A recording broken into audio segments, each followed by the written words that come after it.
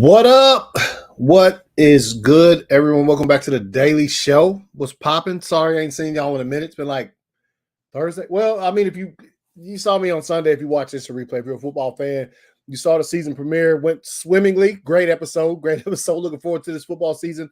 Travis Kelce got hurt today in practice, bro. That's for another stream. But obviously, I just want to mention that a lot of football stuff. Hell yeah, your boy gonna be busy for like the next 5 or 6 months, man. When it comes to this show, world's finest, instant replay and things of that nature. But hope you guys are here for it because I am. You know what I'm saying? I'm ready to do this thing. But let's see, make sure some things. I got to get the sounds right.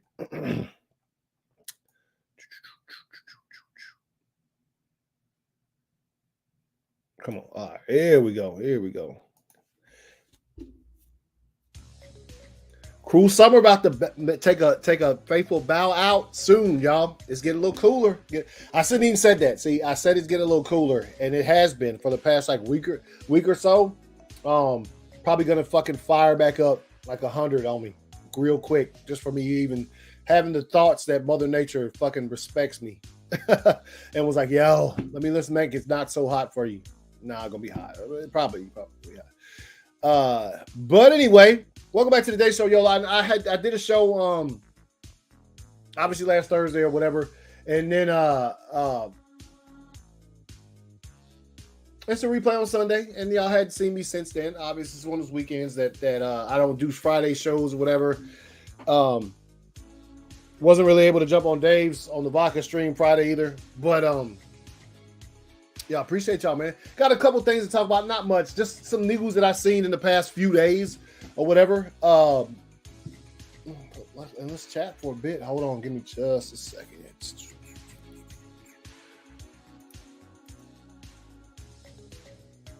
I'll do this.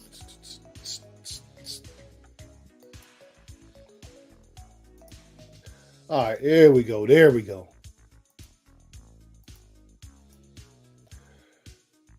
All right, and this is, pretty much stuff I saw today. What the hell is that? All right, so stuff I saw today. Let's add this up in here. Couple things.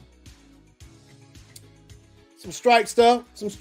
Let's just talk. So first off, Warner Brothers Discovery says they will take a hit of $300 to $500 million to their 2023 earnings because they refuse to make a fair deal with actors and writers.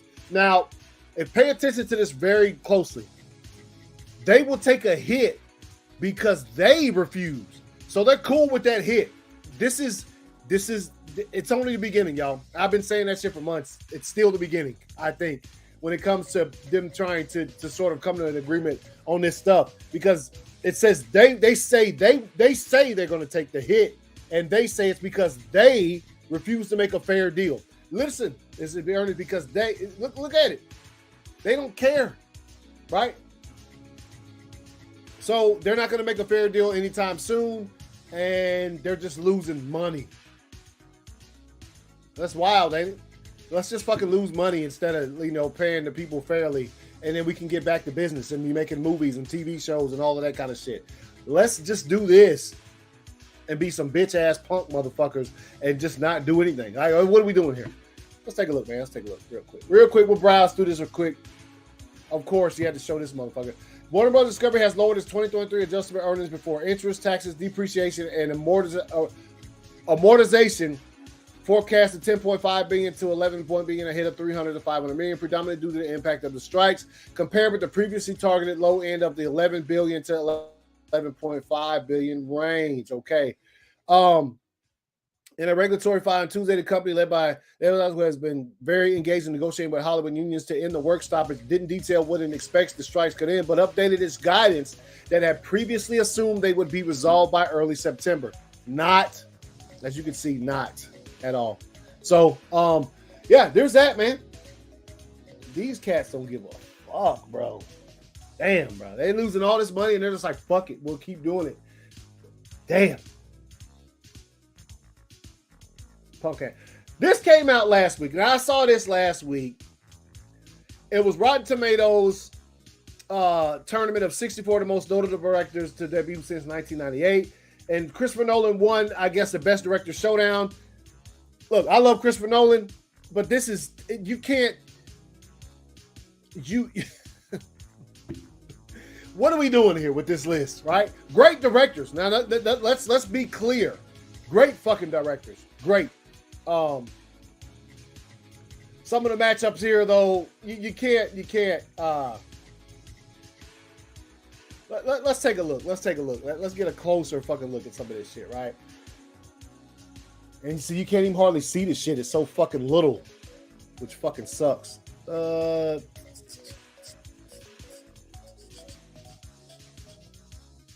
See Barry Jenkins off there. See Robert Eggers, Spike Jonze, Chad Stahelski, Sam Mendes, Paul Feig. Let's see, Ryan Johnson.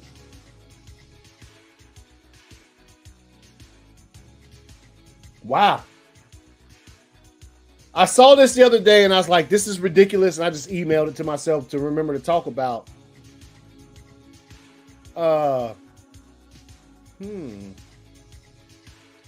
Y'all looking at this list the same way I am?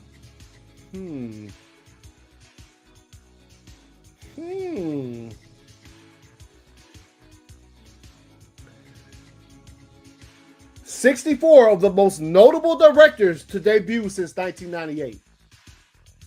I guess that's the word, debut. Wait, didn't Memento come out before then, though? Maybe I'm not remembering that correctly. I remember Memento being around that time. Yeah, that's all I'm gonna say about that one, because that's kind of, I need to look at that some more before I start fucking going off on it. Taylor Swift, Swifties, y'all out there? Probably. Taylor Swift be dropping some bangers, y'all. I am a Taylor Swift fan, but Taylor Swift the Eras Tour movie, bro. Let me tell you something. This numbers is old. This thing is probably gonna earn $150 million opening weekend. It's just it's a movie of her tour that's her record-breaking, tour that she's making tons of money off of around the world. They're doing a movie of it for people who weren't able to sort of afford the tickets to see it live or couldn't just because of scheduling conflicts or whatever. So they're going to play her tour in movie theaters. But let me tell you something. $37 million in 24 hours of pre-sales, the only movie that did better, period. I'm not talking about like in genre rise. Just period. Avengers Endgame. That's it. That's the only movie ever in history that's pre-sales have been higher than Taylor Swift's The Eras Tour. This thing is about to be a banger in the movie. I'm telling you, it's funny that we talk about, suffering box office this summer, and you had two gems, which I'm going to talk about in a minute, Oppenheimer and Barbie, two gems.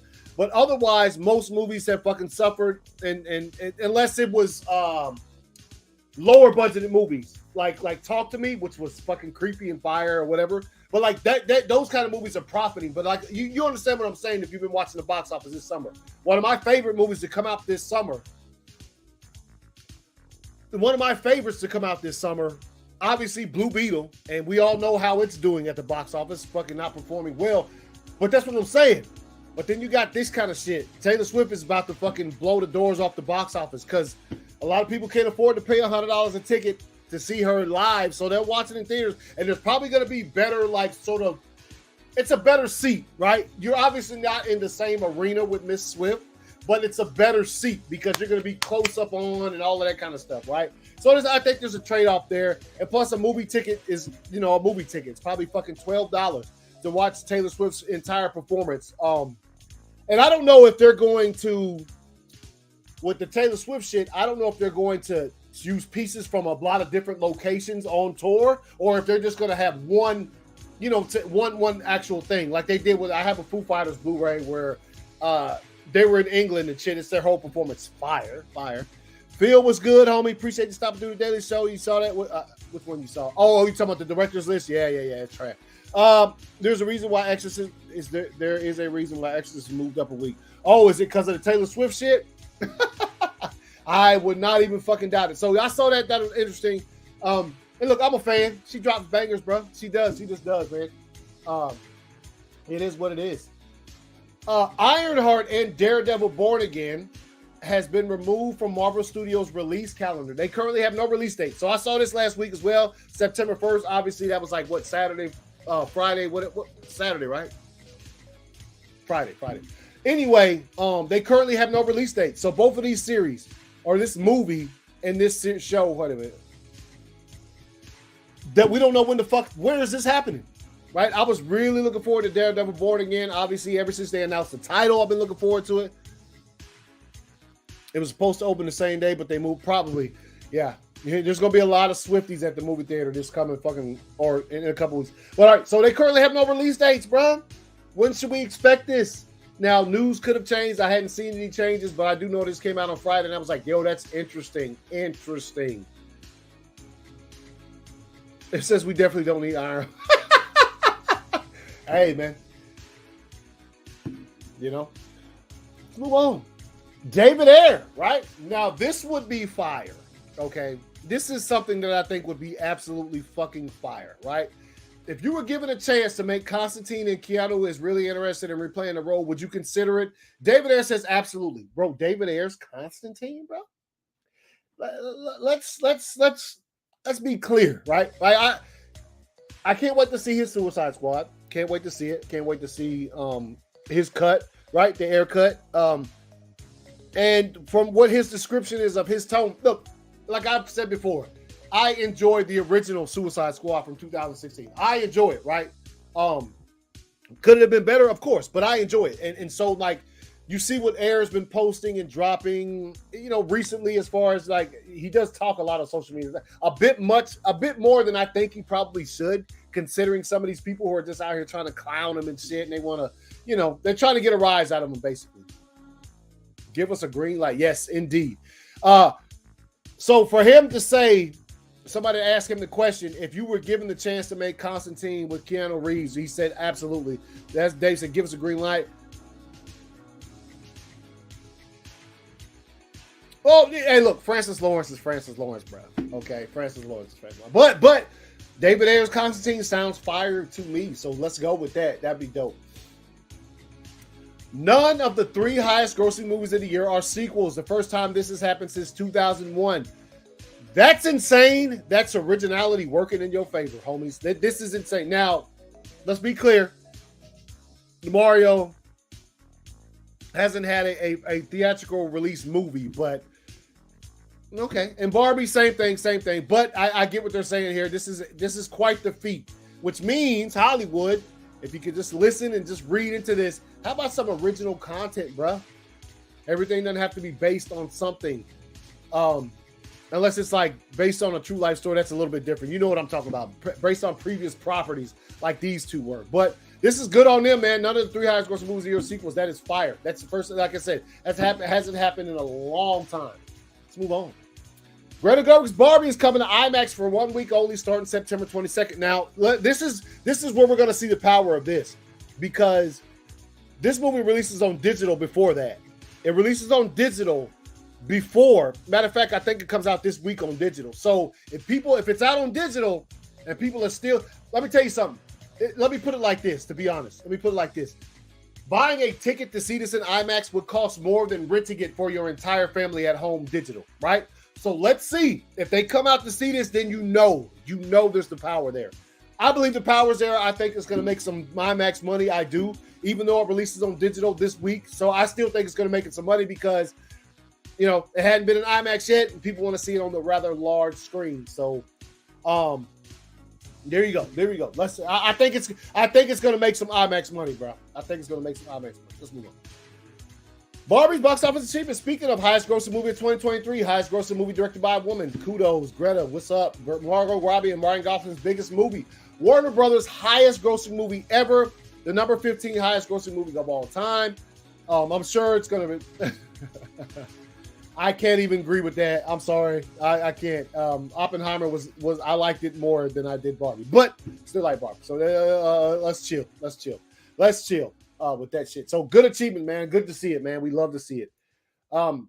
some Game of Thrones stuff. Did you know this? I think I had known this already, but just seeing it earlier today. I mean, the Reigns of Castamere is the only episode where the end credits play in total fucking silence. Now, it is, but if you've ever watched that episode, it's fucking one of the greatest episodes of show ever. Like, one of the greatest episodes of any series of all time is the Reigns of Castamere, Game of Thrones, right? Hey, it's fire. Obviously, they call it the Red Wedding. There's a reason why they call it that. If you've ever watched it, I'll never forget it. It was spoiled for me when I first started watching Game of Thrones because I was 2 seasons behind, and I had a soldier that was with me on my 3rd deployment who had read all the books up until that point, and he had told me that, like, there's this wedding. I don't know if they're going to do it because it just shows never do this kind of stuff. They never. So there's this wedding where everybody dies, and I was like, what the fuck? Wait, what do you mean? And then I watched it, and I was like, oh shit. It was so large that, like, ESPN was talking about that on Monday. ESPN, you know, like, analysts and shit were like, I just can't even concentrate right now because of what happened on Game of Thrones last night. So, one of the most fire episodes of television ever. Reigns of Castamere. Love it, love it, love it, love it. World's Finest might have to do a watch along at some point in time. But anyway, here's that. Some more Game of Thrones. Dragon saddles for House of the Dragon, right? These saddles right there. Let's see, Vagar, right, Sea Smoke, Caraxes, right, Syrax, Arax, is that how you pronounce it? These are highly fucking detailed saddles, bro. Holy shit. Caraxes win, Beautiful and Wild, huge. Yep, so I'm, get big Game of Thrones guy. Let's see, the Lannisters, House of the Dragon News put out the Game of Thrones top 10 wine drinkers. Now, I think I've seen this before last year. By glasses consumed on screen, right? Let's go through the list. Sansa Stark, 8 glasses of wine. Jon Snow, 10 glasses of wine. Walder Frey, 10 glasses of wine. Theon Greyjoy, right? Reek, 11 glasses of wine. Robert Baratheon, right? 12 glasses of wine. Bronn, I would think Bronn's going to be higher. 13 glasses of wine. Tywin Lannister, 14. The Hound, 16. Okay. Cersei Lannister, 28. Tyrion Lannister, baby, coming in first place with the 94 glasses of wine. That's dope. Yo, that's dope. I like this a lot. We, if I was a wine drinker, I would probably, every time I talk about Game of Thrones, I should get me a wine glass and just fill it with whatever the fuck. Even though I'm not a wine drinker, but you know what I would think, though? That probably the wine that they're talking, it's not like the wine that we have here. It's probably not distilled that many fucking times. It's probably pure fucking goat's blood and alcohol. I don't know what the fuck, you know what I'm saying? So I thought that was dope. Let's move on. Bing. Neil Druckmann. There's another one I couldn't find the tweet where he's talking about if he says anything about news on the upcoming Naughty Dog game that's coming out that they don't have a title for, haven't given us any information on. Neil Druckmann on what he's working on with The Last of Us and at Naughty Dog. My job is really strange. I'm giving feedback on this theme park thing, which I wish I could go to. Unfortunately, can't. I'm working on the TV show, and I'm working on another game. So I'm just kind of jumping around in different projects, right? Obviously, you see him. He is cooking something for real. Yes, he is cooking something, and he can't share it yet. I can't wait till the moment he can share it. It's going to be fire. Let's move on. Big update for October games on PS5. Okay, new update schedule. Assassin's Creed Mirage, October 5th. Lords of the Fallen, October 13th. Sonic Superstars, October 17th. Seventh Guest, don't know what that is, October 19th. Spider-Man 2, know what that is. Oh, hey. Looking forward, October 20th. Metal Gear Solid Master Collection, also, hey, looking forward to that, October 24th. Alone in the Dark, October 25th, delayed to January 6th. Why would this be on here? Get that off of here. Like, Ghost Runner 2, October 26th. Alan Wake 2, October 27th. Madison VR, October 2023. Doesn't have a specific date, but here's the games that you got to look forward to, PS5 games. So your boy, you already know this right here. Let's go. So there's that. Let's move on.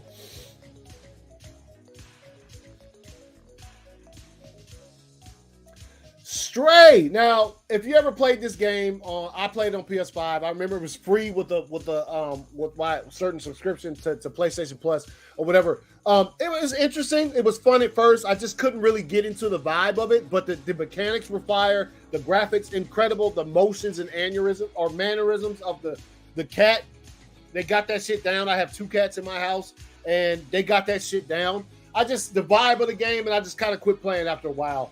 But they're going to make a movie out of it. An animated Stray movie is in the works. Like I said, graphics were fucking dope. So if you've never played Stray, I'd say give it a try if it's free for your thing. Otherwise, I think it's not even that expensive, maybe 20, maybe $30 or something like that. Not surprising, LOL. The game is, I thought the game, like the gameplay was dope, but I just couldn't get into sort of the story of it and like, you know what I'm saying? This is going to be good. If you're,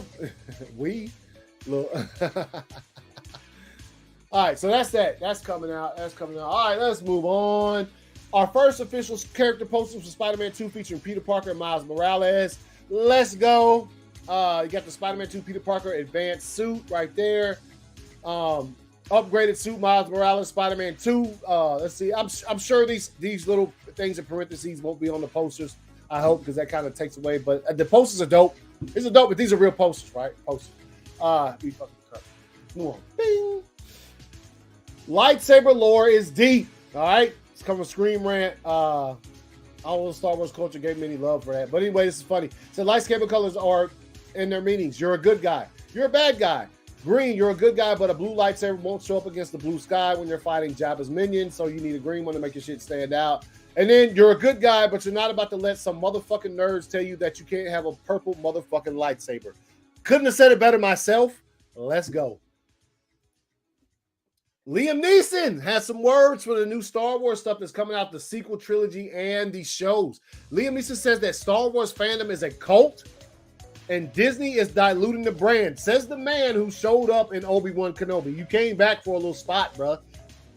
There are so many movies and spinoffs now. Okay, cool. Yeah, he's right to a certain extent. He is right. I think all of the series hadn't been as good as they should have. Ahsoka is good so far. Like I said, hope they stick to the landing. But it's funny coming from him, even though he did play a part in Obi-Wan. They probably gave him a fat sack of cash to come back for it. I guess. I don't know. Let's move on. Star Wars characters who went from animation to live action. Now, I think this is absolutely incredible, man. Let's pull this up right quick. I think this is dope right here, right? You know what? It's better like this. You see Sabine Wren, right? You see Sabine right there. Obviously, Ahsoka Tano. Hera Syndulla. Look at her right there. Okay, pretty good. All of these are hitting, man. Bo-Katan Kryze. Zeberillios, the Grand Inquisitor. Chopper, the Fifth Brother. Ezra Bridger. Grand Admiral Thrawn, as you can see right there. Huang and Ryder Azadi. I hope I said his name right. All of these dudes. Look, they did a good job when it comes to bringing these characters from animation to live action who've never been in live action before. Disney has done a fantastic job when it comes to these shows. When it comes to that aspect of it, storytelling, all that other stuff, can sometimes suffer. And last but not least, you guys, there's this clip that came out, right? That and it's real. It's real. You can hear some they said it's Darth Maul saying something about, is he the chosen one in this scene? Let's check it out. You can hear some shit. It's for real, legit. Let's listen.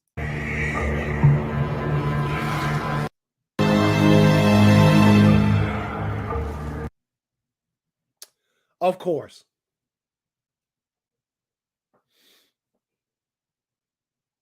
Let me see if it works if I do this.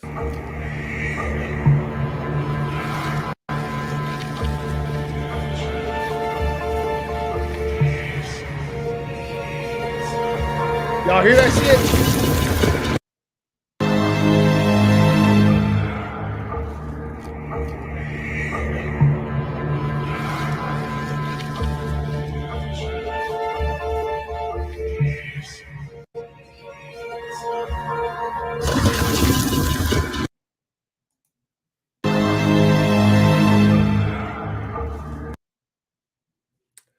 Of course. So anyway, you guys can listen back at that and tell me what you think about that sound in the comments if you are so inclined. You hear some shit. Yes, I don't know. Droga was good, homie. Appreciate you stopping through the daily show. About to wrap up. Of course, I mean, who knows if that's like Darth Maul or whatever, but it does. There's some words there. Let's not make a mistake about it. There's some words there. And if somebody was like, yo, on this, hold on, let me pull this back up. Somebody was like, yo, you guys really fucking be listening, man. Is it true that he is the chosen one? Or they say it could be the son from the Mortis arc, maybe. Who knows? But there's some words there. I'm sure you guys just heard that. Sorry about the shit's acting up, man. Or whatever. But anyway, I appreciate y'all. Love y'all. Thank y'all for supporting the show by joining in and watching or whatever. If you want to do some extra support, like I always say, this for $1 a month, man, you can join the Patreon. The link is down below this video. See you guys tomorrow. Hopefully there's some more news. There wasn't much to talk about really that's happened over the weekend or whatever like that. So, but I shall see y'all tomorrow, same time. Peace.